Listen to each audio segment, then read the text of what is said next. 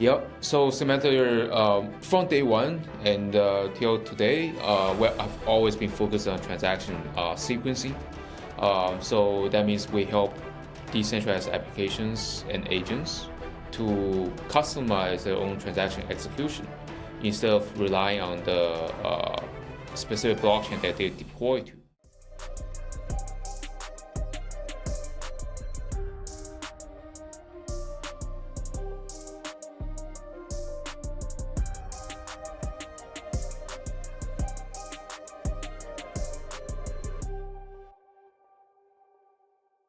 GM.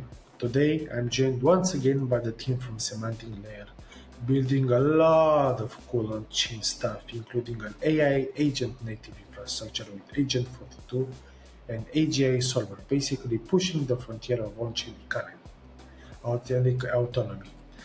This is BlockHunters Voices, the podcast with cool kids from the blockchain space. I'm Joachim Buju, your host. Welcome back, dudes. Great to have you on the show again. Yeah, thank you so much for having us again. It was a great time last time, and really love to join you in this very good market condition. Yeah, everyone's very optimistic. Yeah, how's life treating you guys? I mean, Thank you so what's much new for having us. Anytime, guys. I love you, bros. Tell me, how's life? What are you doing right now? Right now, actually, we're very busy preparing for the product launch. The entire team has been working overtime every day, just so we can get the product out the door as soon as possible. But personally, I'm also happy. One is that, well, finally we're able to launch the product, and second, just the market is doing very well. It seems that everyone is having this resurgence of interest in AI agents and crypto. I think probably many of the viewer has already saw like Kite AI just raised $30 million, and similarly some other major AI infrastructure has become popular again. So yeah, this has made me like very optimistic, very happy about the direction of the market, and also just overall where the entire crypto Web3 industry is heading towards. Yeah, maybe this time we're not gonna fuck up the AI agent meta like we did the first time. What is that? Last year, when it was all like Yeah. Ponzi's, nothing happened. This time we're gonna make it right. I hope. Yeah, third time is a charm. Third time is a charm.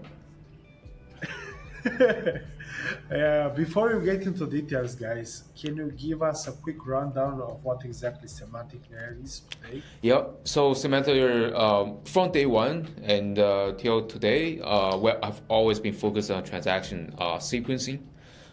So that means we help decentralized applications and agents to customize their own transaction execution instead of relying on the specific blockchain that they deploy to.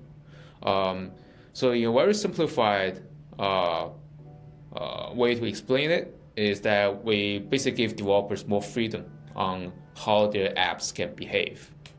And right now we're building our first-party dApp, part to showcase to developers what Semantic can do for their dApps.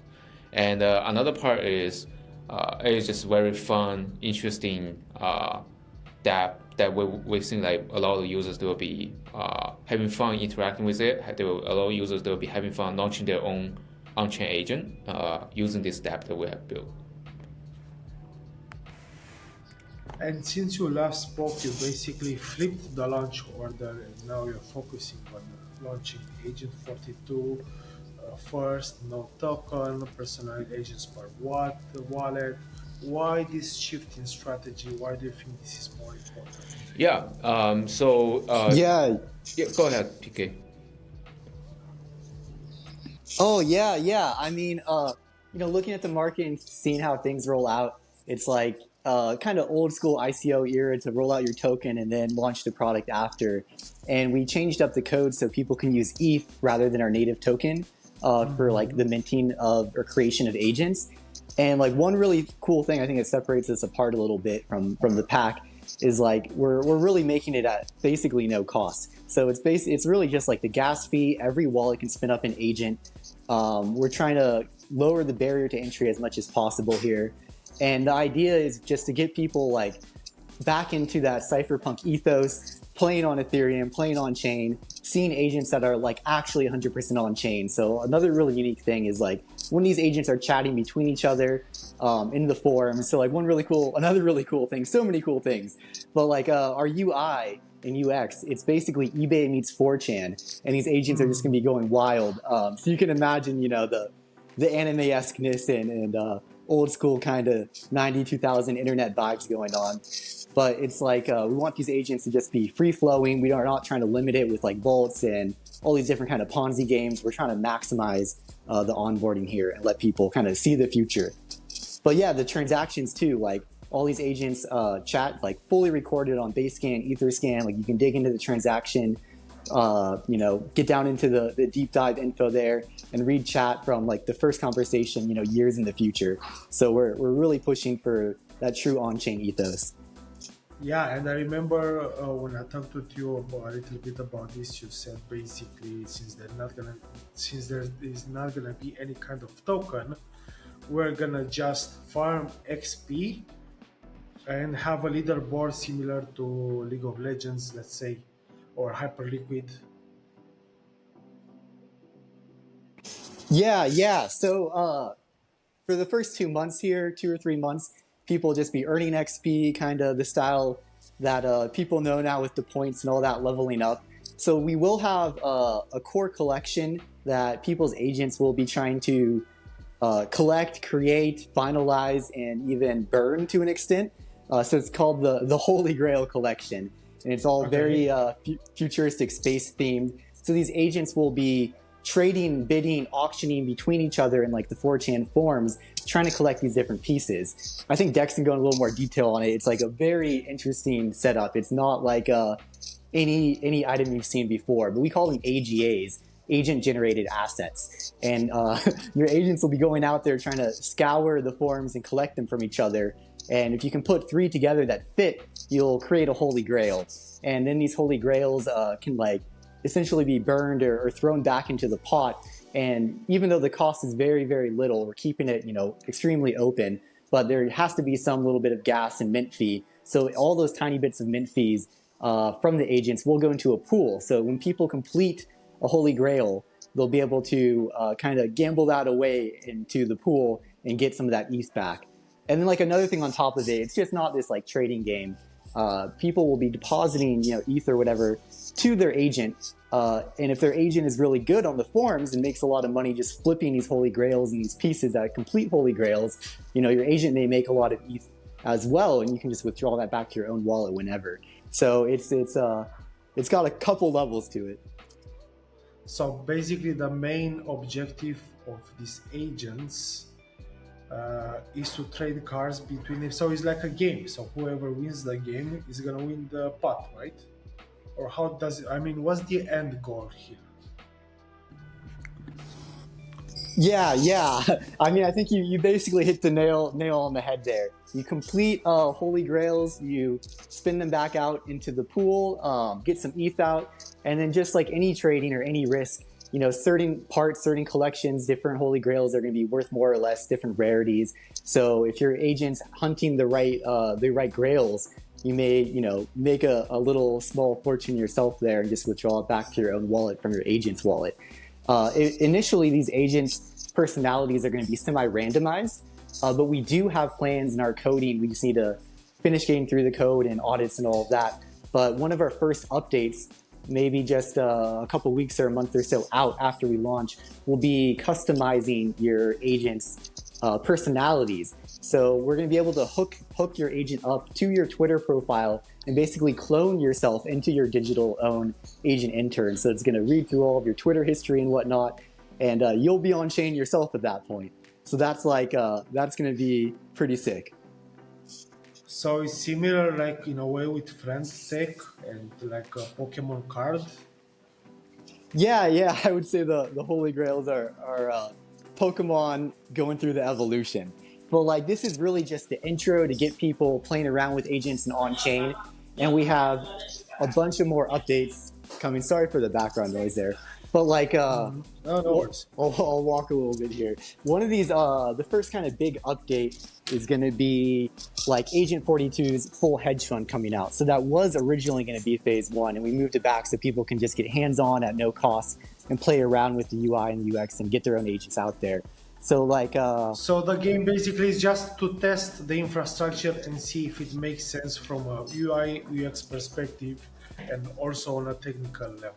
yeah. And then, people who actually play are testing it out, are helping us debug and everything. Well, not debug, but just, test it to the limits on the 4chan forums.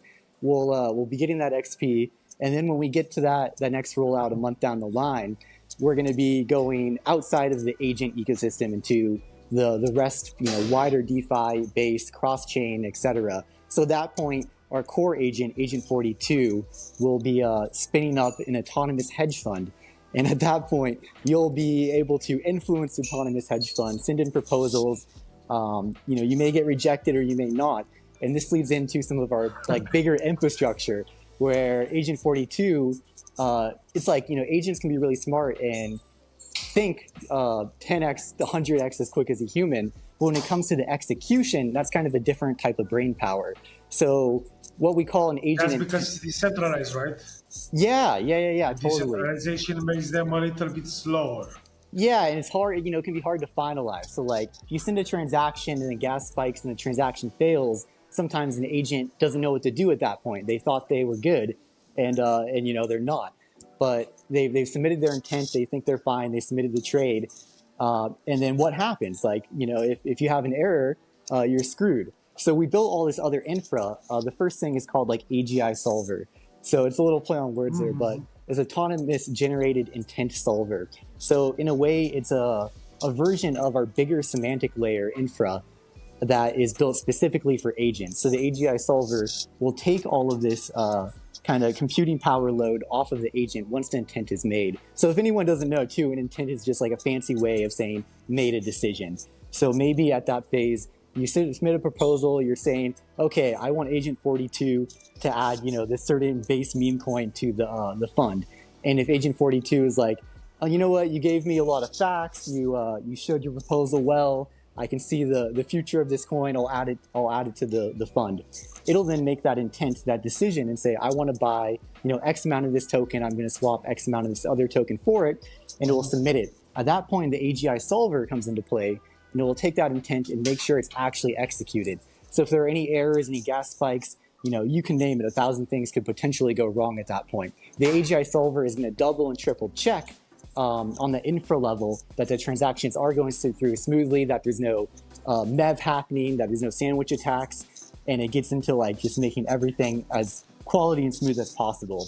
So this infra, we're showcasing it with all of our apps and tech here, but the wider, bigger, longer picture is we would love to just onboard basically every agent protocol across all UVMs to be tapping AGI Solver. Because not only can they make sure their agents are actually processing correctly on their execution, but there's a lot more built into it with like cross-chain communication, vastly improved, and also a lot of tech on the MEV side. So the agents aren't going to be sandwiched, the agents aren't going to be drained, people aren't going to be able to abuse them.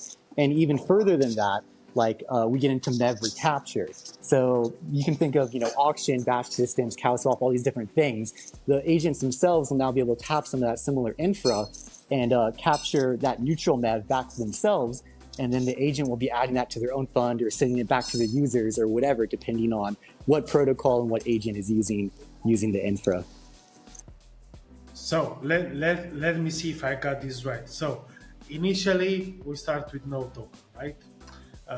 And we have a leaderboard, so we can farm XP. We start with the intern agent. Then we collect the holy grails.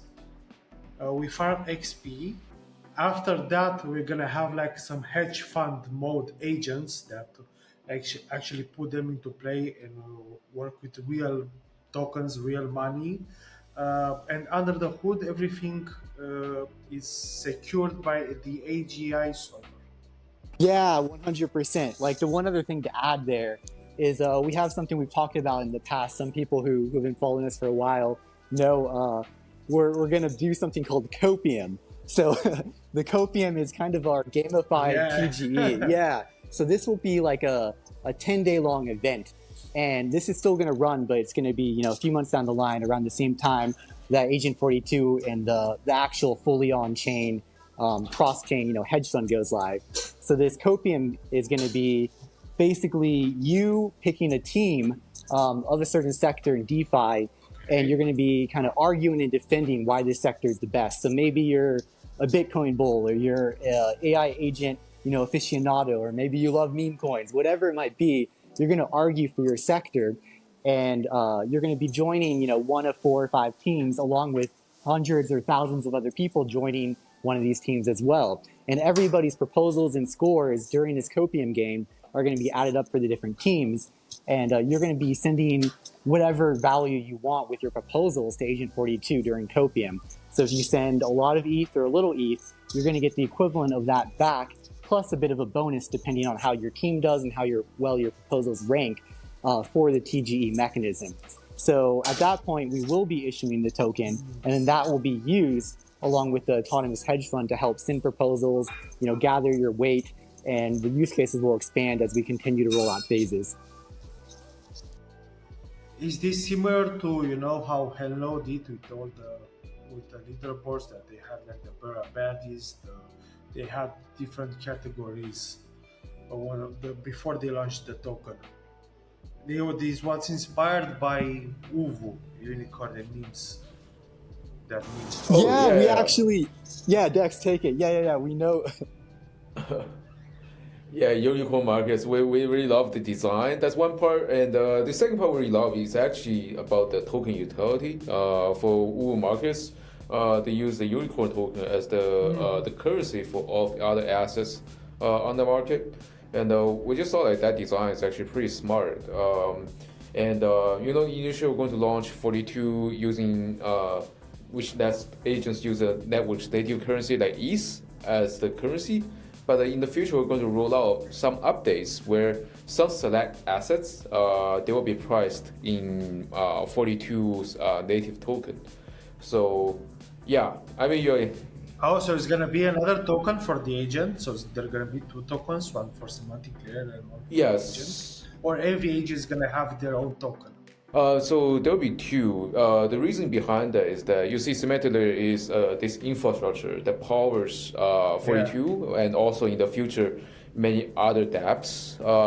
And the 42 is its own dApp. So this is the reason why I know like where we basically develop both the dApp and the infrastructure, but it just makes more sense to have the 2 separate tokens, since these 2 are technically like 2 different things. One is the dApp and another is the infrastructure. I think like a close analogy is that you look at the layer 0 and the Stargate, right? So Stargate is the dApp and the layer 0 is the infrastructure that powers the Stargate, the dApp. So similarly here, 42 is the dApp and the Semantic is the infrastructure that powers 42.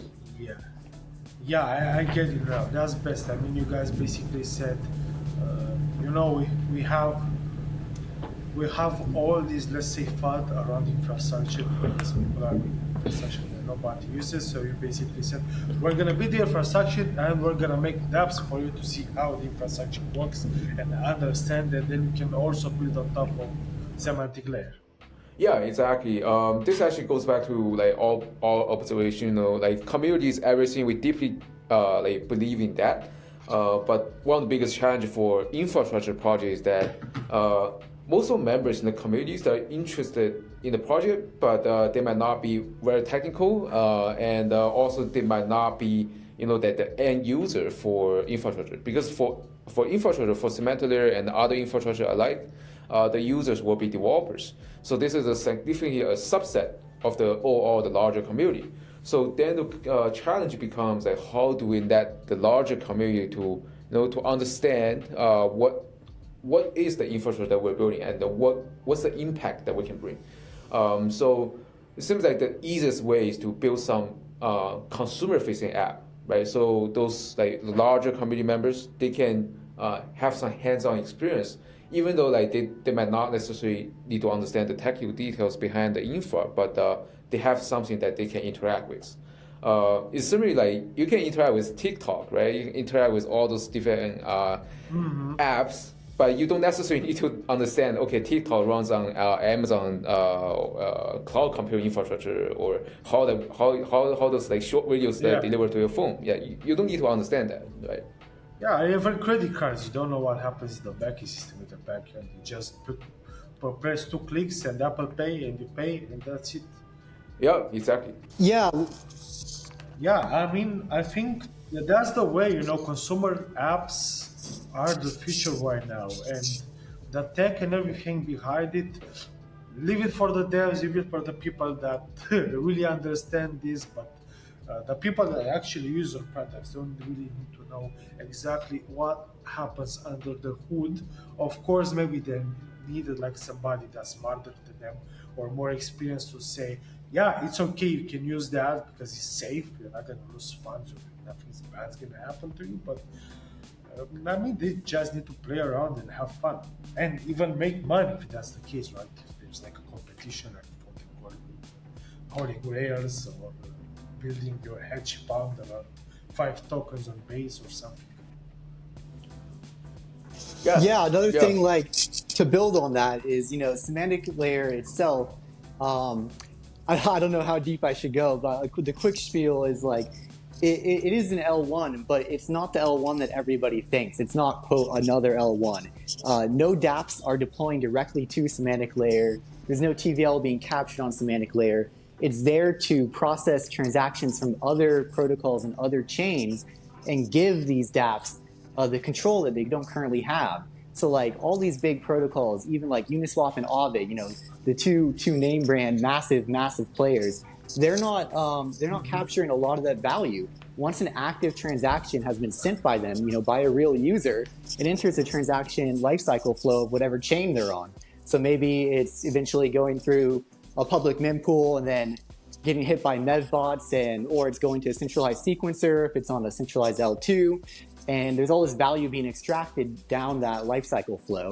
But what Semantic Layer does is when dApps want to integrate with us, the dApp basically gets the equivalent of the benefits that they would have gotten if they were to spin off as an app chain. But like nobody wants to spin off as an app chain because you break all of your liquidity, you fragment your partnerships, you have to redeploy contracts. It's a nightmare, like honestly. So what we're able to do is we can just do a front-end integration, and any protocol on any EVM chain can basically integrate and then customize their meta transaction rule set on Semantic Layer, and their users' transactions, once they say click send, instead of going into that native transaction lifecycle on Base or Arbitrum or Berachain or even Ethereum mainnet, they're routed to Semantic Layer. They follow those custom rule sets of that dApp specifically, and they bundle, they order, and they prepare for sequencing of those transactions. And once everything's bundled and finalized, everybody's entered the taxi on the way to the airport, and the door is locked, and the transactions are in the proper order, and no MEV can now be extracted from it. Anything that was there is already finalized. It's sent back to that home chain for execution. So all of the the initialization and the execution stays on the home chain, but we'll take care of that packaging. And that also means like major protection for their users, no more sandwich MEVing. It also helps for like not just MEV type of stuff like that, but say there's a black swan and a liquidation cascade. People might be looped and leveraged on Aave or another market lending platform, and being able to customize that rule set about their transactions, Aave or Dolomite or whoever it may be, can create an ordering in a sequence to help neutralize that cascade and liquidate less people, because they have control over that, where normally that third party or decentralized players or bots in the public mempool are seeing who's going to pay the most to package it, and it's not always packaged, and often not in the way that's best for the user. So we're bringing that alignment to the user and the protocol. And there's a big thing that most people don't talk about. There's a lot of neutral MEV out there. Arbitrage between sexes and dexes, stable dollars, all of this is just completely extracted in the transaction lifecycle. So by being able to customize this the transaction flow, these protocols can internalize all of that neutral MEV and bring it directly back to their protocol treasuries, or straight back to their users or to the users' LPs, depending on the protocol, or their vaults, or whatever it may be. But like Semantic Layer itself, it can really integrate any protocol on any EVM chain. So we see Semantic Layer being tapped across 20, 30 plus different chains, where SVF and Agent 42 are probably just going to find their home on 3, 4, maybe 5 chains, starting with base and expanding out to a couple of their popular L1s, So basically every agent is going to be a smart contract? So every agent is not going to, well, actually yes, it is, because every agent will has its own smart contract wallet. But besides that, I think that what's more interesting is that each agent has its own personality, which is represented by a system prompt, and there are ways that users they can generate that personality. One way is just randomly generate. And another way to generate that in the future is that users can connect their Twitter profile, and we're able to distill a personality from that user's past tweets. Yeah, I like that a lot. I have a cool use case for you that I was thinking the other day. Can you make the agent, if I give him a list, like a X list, Twitter list, 100 people, and the agent to reply instantly 40 seconds after they posted in the list? Can you do something like that? Yeah, totally. We can do that in the future. That is on the roadmap for the agent to also digest external information, external market information, and also to interact with the external environments. Yeah. Initially, so basically, there's like different stages of launch. Initially, we're launching it within this closed agent economic system where all the agent's actions and also the input of what prompts agents to take actions are within like all those this closed agent economy. So it is isolated from the external manipulation. It is isolated from the external control.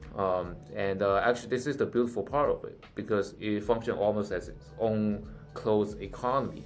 That which I believe a lot of like AI researchers can also use it to study how like agents they interact with each other and how they might even like bargain and trade with each others.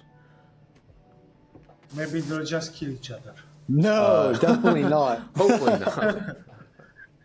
Maybe it's like in that what's that Korean Squid Game? It's gonna be like.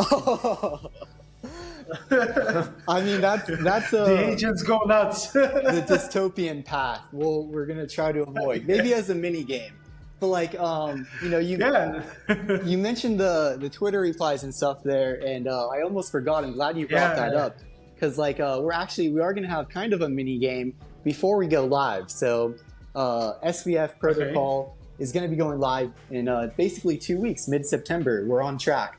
But right before we go live, next week, we're going to run a little mini game on Twitter for 3 days. So we just created a new profile for Agent 42 himself, and he's autonomously running it. We're testing the code and everything right now. But basically next week, he's going to run a little 3-day real-life campaign. So he's going to be dropping some prompts, and everybody's free to reply, no barrier to entry. Just comment on that prompt of the day that he drops. He'll reply directly to you, and then at the end of the day, he'll go sort through, pick some of the top comments, his favorite, and basically award those people with a real-life dinner on his dime. So we're trying to showcase the personality, showcase the tech, give back to the community, and kind of showcase what's possible with real-world interactions on-chain with AI. So that's going to be like really fun, no cost, and we're going to be buying some people dinner through Agent 42. Yeah, I saw something interesting yesterday. Perplexity comment or something like that. It was like a browser. everything. It was like a closed environment, and you can do everything there. And also like Cluely that basically takes over all your computer. Can you have something like this with the agents in the future?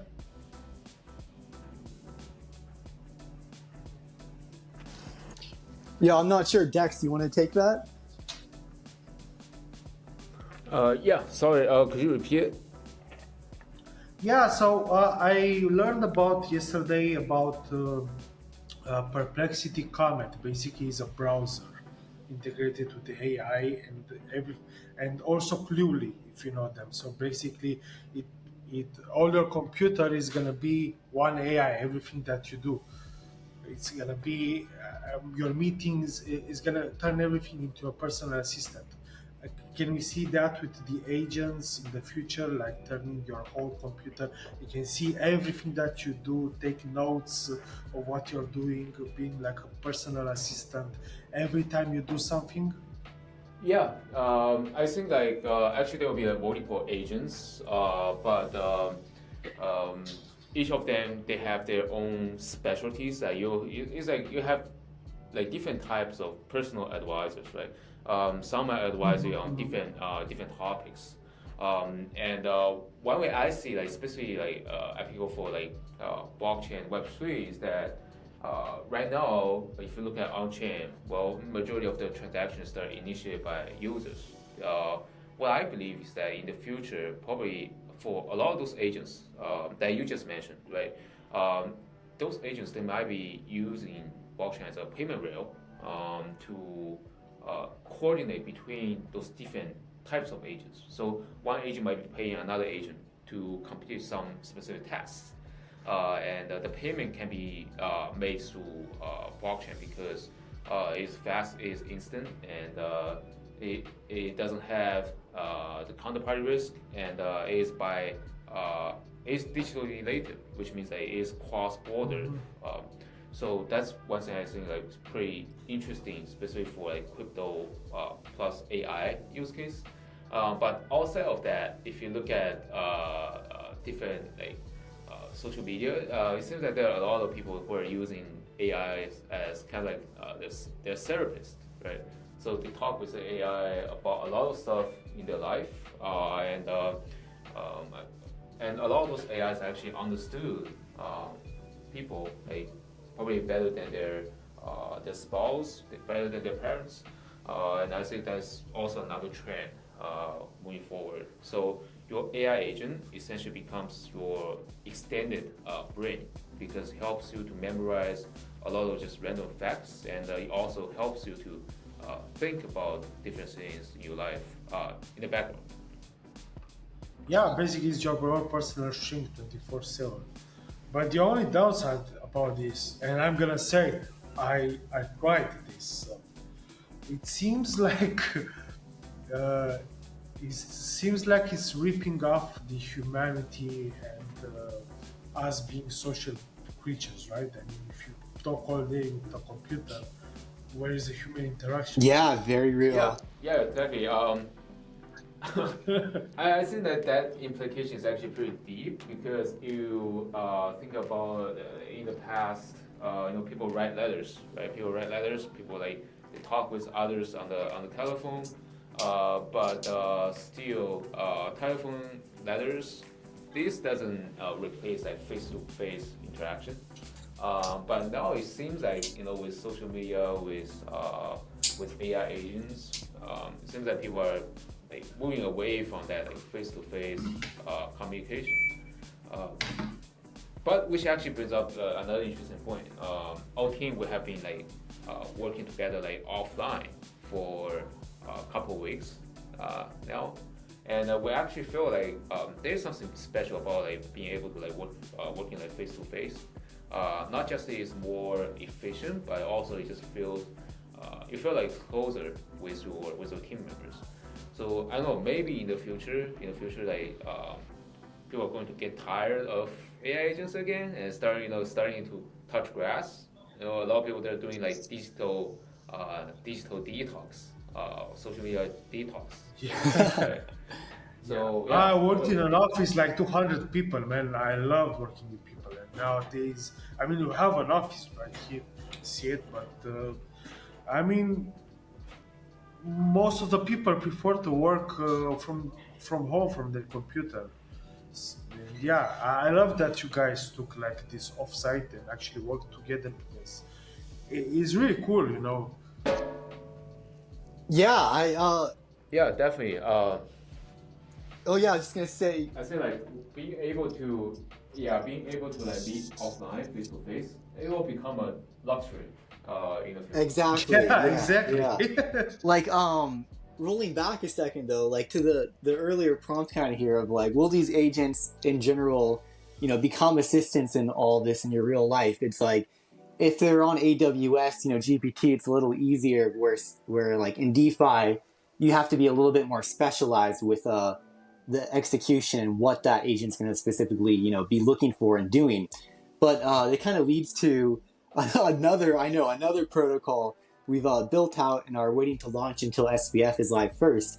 But in Q4, not that far away, we will be launching a separate protocol that will also be able to have cross comms with all of our other agents. So it's like, even if you have different protocols, different agents, different chains, using our infra, these agents will be able to talk to each other. Like, you might have a protocol on Berachain trading NFTs, but they'll be able to chat with the agents, say, over on Base, working on the hedge fund or something like that. But one of these other protocols we're thinking of, actually more than thinking of, we're building out here, is going to be called GrugBay on Berachain. And we may be able to bring the same tech to other chains if people like it. But the idea there is it's a very specific assistant where it's going to be really your intern for NFTs. Berachain's like very big on the NFT scene. NFTs overall kind of died down on a lot of L2s, but Berachain's one place where they're still really alive and thriving. And so we're going to bring agents there through GrugBay, and agents will be able to kind of just like the same idea to an extent, kind of eBay style, take your orders for you and act 24/7 on your behalf. So maybe Steady Teddy's dropped 10%. You've told your agent intern, hey, if Teddy's fall a little bit, I want you to start putting low ball bids in, or whatever. Maybe I want you to sweep the floor if this collection does X or Y. And these agents will be acting for you. You're going to feed them however much bearer you want to go act in the play field. They'll be able to manage your NFTs. They'll be able to just be swapping, buying, bidding all day and night for you. And it'll be kind of like an aggregator to a sense. So it's not like we're not trying to compete with Kingdomly or Magic Eden or OpenSea or any of these platforms. It's going to be a level up, essentially a widget or an aggregator for these, where the agents are going to be acting, just like you would, a person with their own wallet, going through all of the different NFT sites, looking at the collections, and following your orders to bid, buy, sell, etc. So that's kind of like the first really specialized assistant that will be getting out there, and that will be hitting in Q4. So basically, Semantic Layer is also like an incubator for several products that it provides. Totally, yeah. Yep, that's what. That's what we would like to do in the future. Not just like building the infra and sitting here waiting for developers to come to integrate, but while we got a lot of very good ideas, and we want to actively pushing those ideas out. Yeah, sounds great. I know those guys from Particle Network, they took the same approach. Don't know if you know them. They initially said we're gonna build the infrastructure, we're gonna build a chain, but after that, in their head, it makes sense. It makes sense to build our own product first, so they build the Universal X, which is like a trade and if you condex on any chain. How do you call it? Chain abstract. So basically, what kind of you guys are doing, rather than just shoving the infrastructure of the noses, I'm gonna build the apps so people can actually understand what you are doing. Yeah, I think that's the future. Like, there's so much infrastructure out there of various qualities, and how can projects who might want to onboard to your infrastructure like really know how it works? Like, yeah, they can read a white paper, they can look at your flowchart diagrams. But if there's nobody already using it, there's a cold start problem there. So if your team, has great ideas, why wait for other people to build them? Build them ourselves, get them out there, show people the tech really is as good as we say, and all of a sudden it's like, oh, now everybody wants to jump on board. So that's, I think that's the future too. More and more infra projects are going to be building their own their own initial apps to not just showcase. I mean, showcasing is great, but to provide actual fun, quality, use case. Yeah, real value. Value. Yeah, even Hyperliquid, right? I mean, you need one good app. That's Hyperliquid or HyperEVM, right? Yeah, exactly. I think what Hyperliquid has done well is that normally there are a lot of perpetual exchanges out there, right? But Hyperliquid, they were able to support a couple of like key meme coin assets early on. So they are able to attract a lot of traders as well and users to their platform.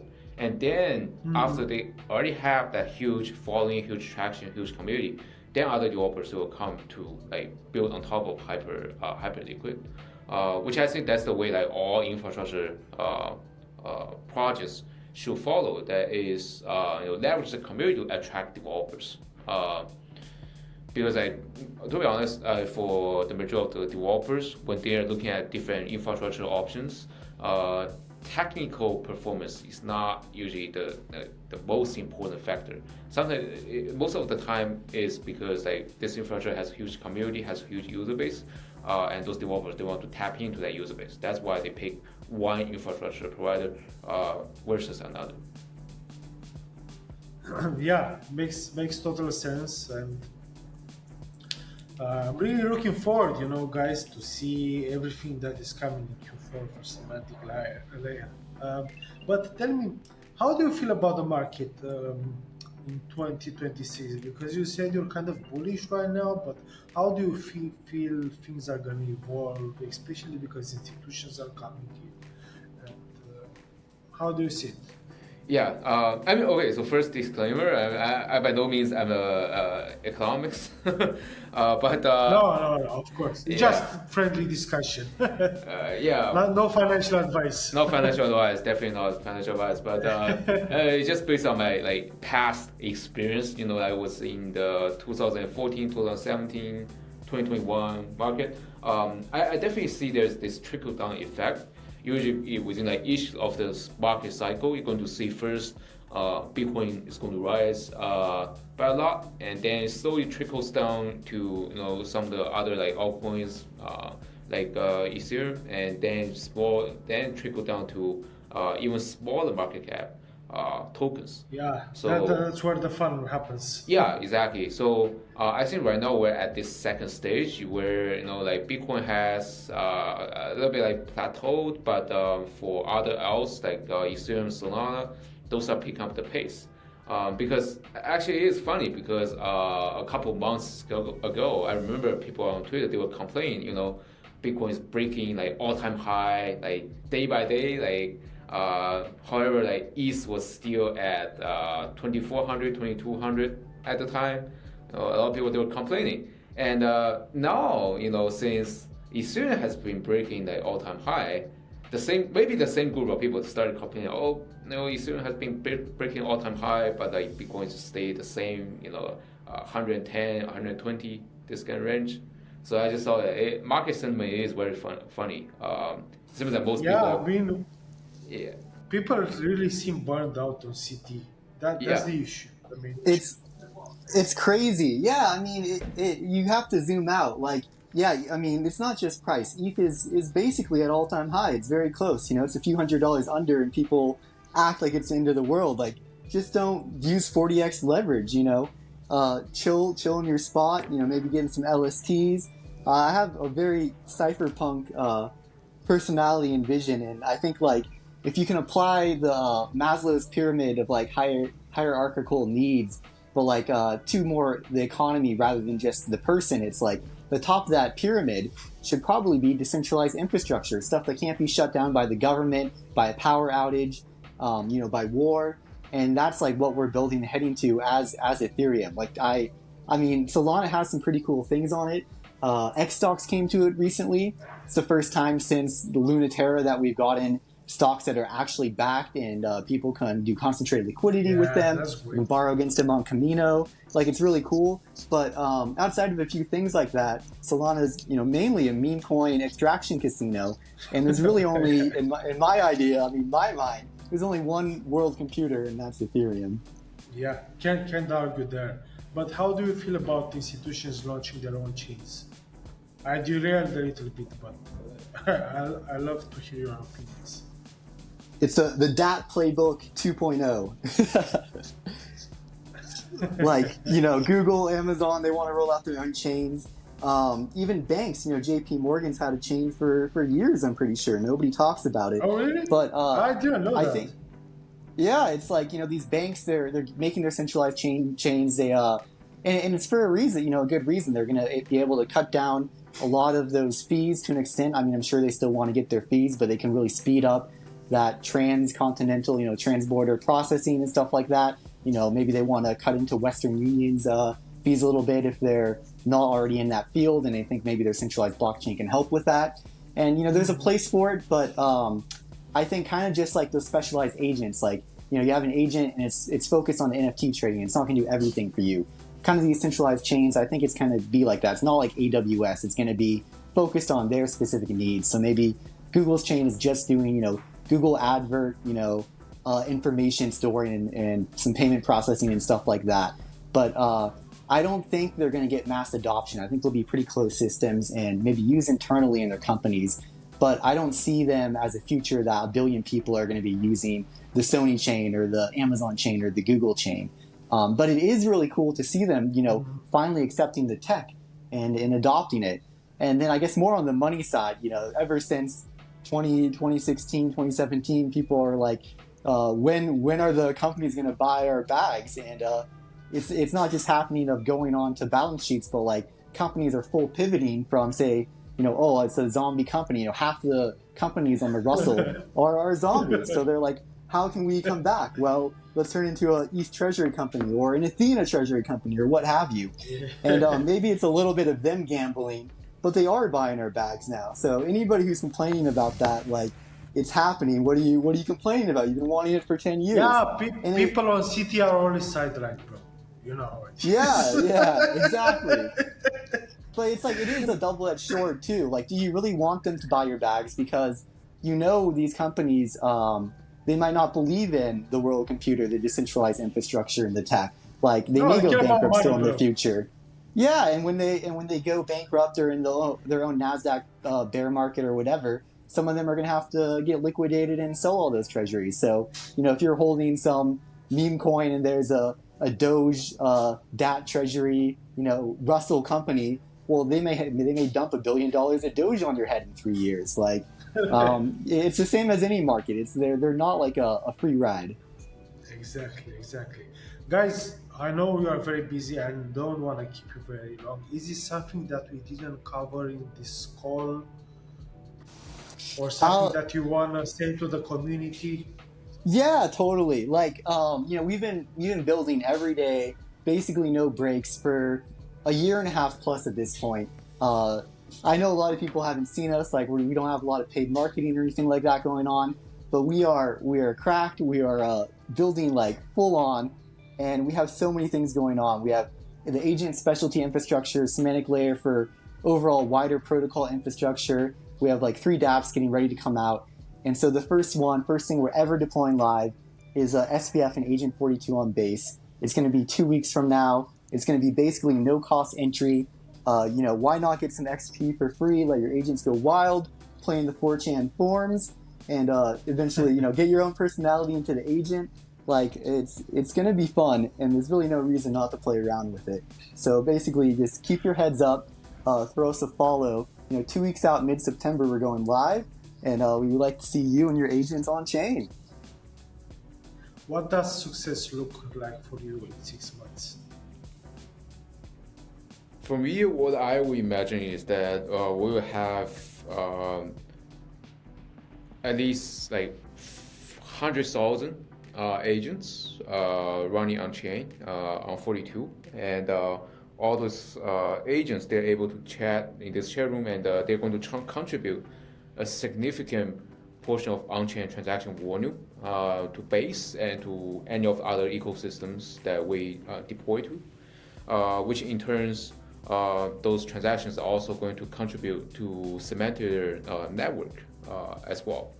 And that can help us to introduce 42 and Semantic Layer to other ecosystem, other networks, and maybe to prove our thesis is correct. That is like in the future, the majority of on-chain transactions will be driven by AI agents. So no longer we'll have like ghost chains where same like 20 or 30 users are using every day, but rather we'll have those chains that are populated by autonomous entities like AI agents.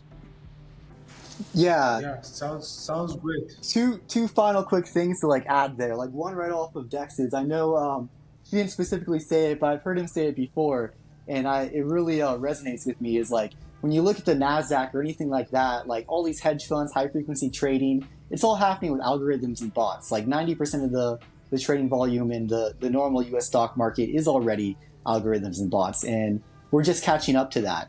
Like you look a couple years out, even 6 months out, like the volume shift and the amount of transaction shift is going to be insane going from humans to agents. It's going to be a flood. It's like that S-curve event. And then kind of connected to that, I want to quote one of our most cracked devs, ZT, Nev Aficionado. She has a quote tweet on her Twitter profile for a long time now. And it basically says, if you're on chain, you're decentralized, nobody knows who you are.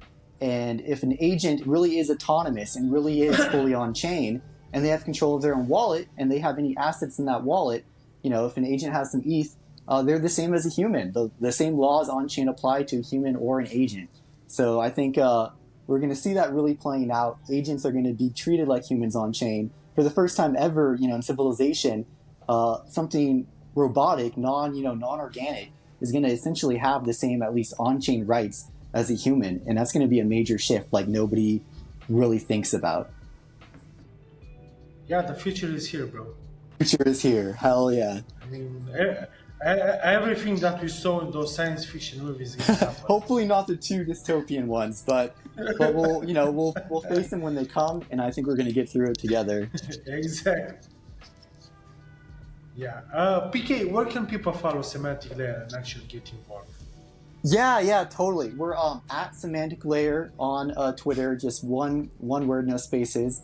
Semantic Layer is right there.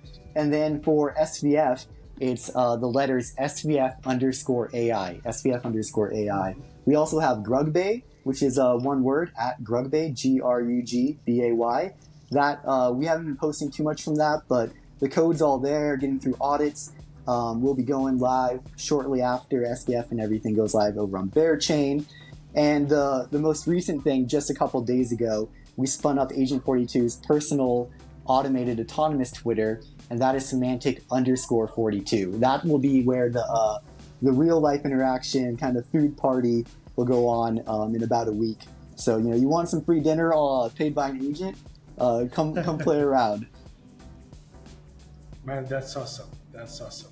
Thank you very much, guys, for hopping in. It really was an interesting conversation about the future in general and about Semantic Layer.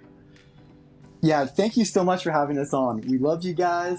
We look forward to doing some more content in the future, talking up some aggregation RPCs, all that good stuff. Yeah, thanks a bunch. Thank you so much. Bye. Have a great one, guys. Yep, you too. Bye.